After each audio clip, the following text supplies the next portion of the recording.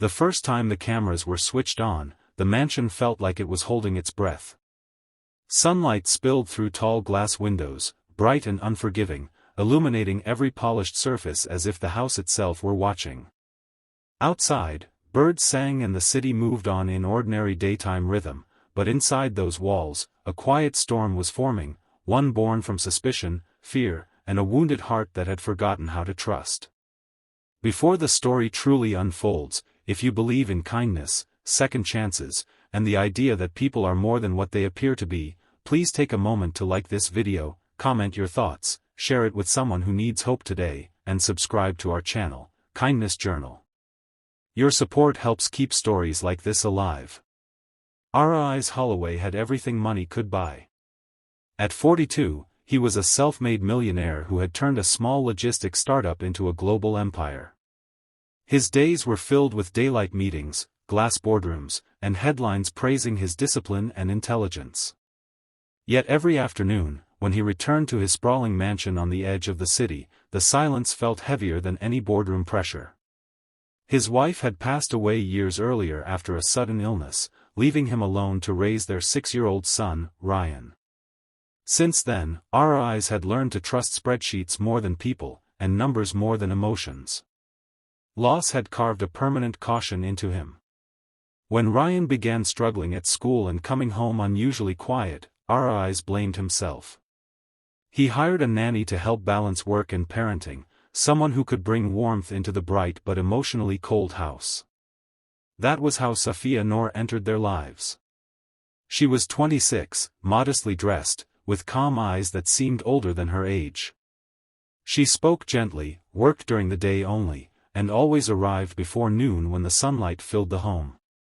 Her background was simple, her references brief but sincere. R.I.'s hired her quickly, though not without hesitation. Wealth had taught him that desperation sometimes hid behind politeness. At first, things seemed to improve. Ryan laughed more during the afternoons. He started eating properly again and spent time drawing by the window while Safiya sat nearby, folding laundry or reading children's books. Yet R.I.'s noticed small things that disturbed him. Ryan grew unusually attached to Safiya. He spoke about her often, and when R.I.'s returned home, his son sometimes seemed distant, as if his emotional world was forming elsewhere. R.I.'s mind, trained to detect risks, began to spin stories without evidence. What if Safiya was manipulating his son? What if she was after money, or worse, planting ideas? In daylight, logic told him he was overthinking. But by afternoon shadows, doubt crept back in. Then came the incident that tipped him over the edge. R.I.'s noticed a small amount of cash missing from his desk drawer. It was not much, nothing he would ever miss, but it felt symbolic. The house had staff who came only occasionally, and Safiya was the only constant presence during the day. R.I.'s did not confront her. Instead, his fear disguised itself as control. He instructed a security company to install hidden cameras in the common areas, living room, kitchen, hallway, never in private spaces, but enough to observe. He justified it as protection for his child. In truth, it was protection for his broken trust. The cameras began recording on a bright weekday morning. Sunlight streamed through the living room as Safiya arrived, greeting Ryan with her usual warmth. From his office miles away, R.I.'s opened the live feed during lunch, expecting to confirm his suspicions and feel relief in certainty.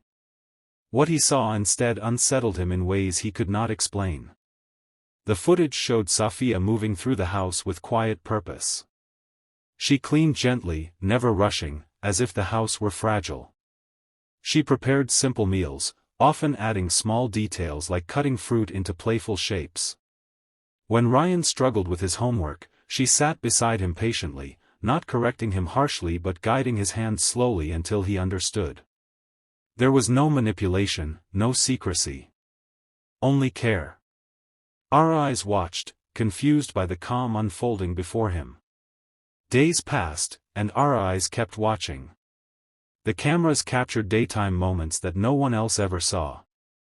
One afternoon, Ryan had a meltdown after spilling juice on his school uniform. Safia did not scold him. She knelt to his level, wiped his tears, and helped him change, turning the mistake into a lesson about patience. Another day, Ryan asked about his mother, and though the camera recorded no words clearly, Safia's body language spoke volumes. She sat still, attentive, allowing space for grief instead of rushing it away. What shocked our eyes most were the moments when Safia thought no one was watching. During nap time, she would sit by the window, the bright sky reflecting in her eyes, and quietly stitch torn clothes she brought from home. Once, the camera caught